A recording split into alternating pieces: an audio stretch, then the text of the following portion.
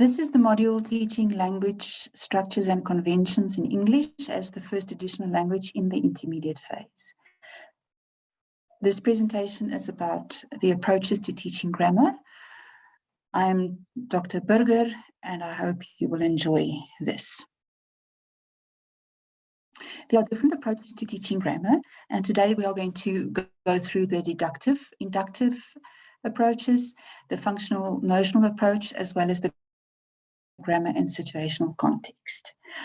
While we sometimes as teachers gravitate towards one approach that we feel comfortable with, it is important to use different approaches in the classroom to make sure that we explain things to children in a different way, because as you've learned before,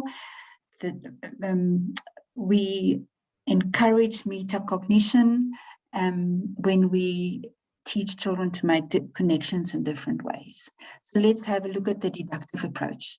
The learners draw conclusions about the rule by learning the rule first. So before you explain anything to them, you tell them what is the rule.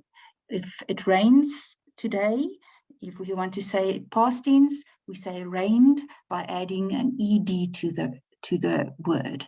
And you will show them different forms of verbs where you add ed to form the past tense. Once they can understand that, you can ask them, what is the past tense form of rains? And they will say rained. Then you will show them examples of this in sentences, and you will help them to write it in their own sentences. So they move from learning the rule first to applying the rule. The deductive approach is the other way around. The learners observe the use of grammar and draw conclusions about the rule. So they will see the sentence, today it rains, and yesterday it also rained. And you will then ask them, so what happened today? It rains. What happened yesterday? It rained. How do we know that? Where are the verbs? What is the difference? And then they will say, oh, if it's today, it rains. If it's yesterday, we add an ed.